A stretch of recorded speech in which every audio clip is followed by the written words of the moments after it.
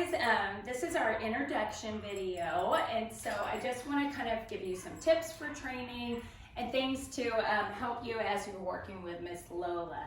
So I know one of the big things, your biggest thing, is Lola not jumping, and she's doing so much better. She's got to meet lots of new people in lots of different locations, and she's trying really hard.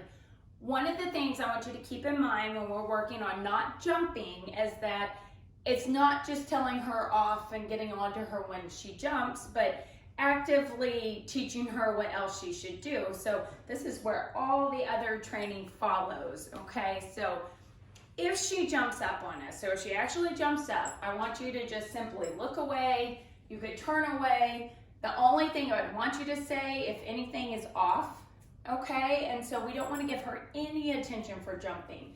If she jumped on somebody else, you could say, hey, off, and get onto her. But really what we want to do, and what the best thing is for learning, is asking her to do something else. So asking her to sit, to lay down, to do a watch me, anything else that's focusing on you and doing the right behavior, so that then we can reward that behavior. So just keep that in mind as we're training and as you're working with her daily. When guests come over to the house, especially grandparents, put her on the leash, and that way you just physically know until she's relaxed a little bit, because it's really exciting when new people come over. Put her on the leash at first, and then once she's settled down, everybody's come in, all the hugs have been passed out to each other, then you could let her off the leash. And you could still be asking her to maybe go do a park it, to sit, to down, just to focus on you. So we're gonna start in to some of the basic commands as they're good warm-up exercises for her. Lola, We're practicing in a new room just so we can do the video. And there's a litter box right over in the corner, and that is very distracting to her. Probably smells like my cat up here. Maybe, I don't know. That's what that was. So when we're asking her to do something, we're gonna do the word first, hand signal second.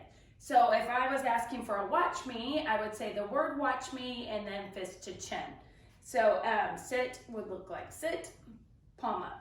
Okay, so this is our sit. Down is palm down. Good girl. Stand is our hand coming out. That one's probably been practiced the least of all these. Good girl. But she'll get it. If any of the stuff you're practicing, if it seems too hard or she doesn't understand when you're asking her, you could get a treat out, and we're gonna make our treats really small, right? So maybe like the size of a pea.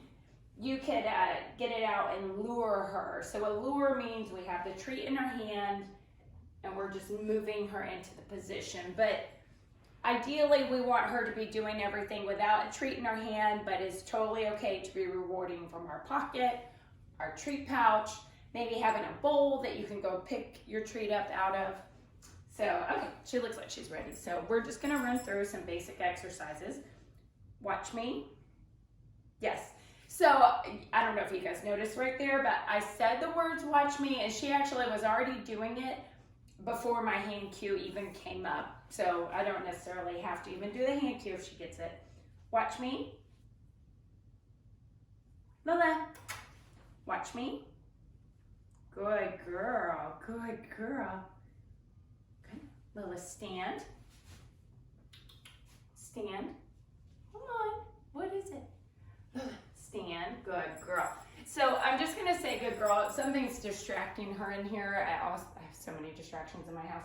There's a tortoise aquarium behind the camera the tortoise is eating right now.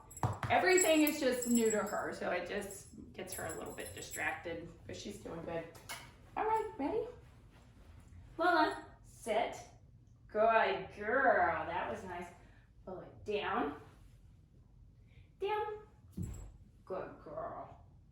Watch me. Lola, watch me. Watch me. Yes. Good girl.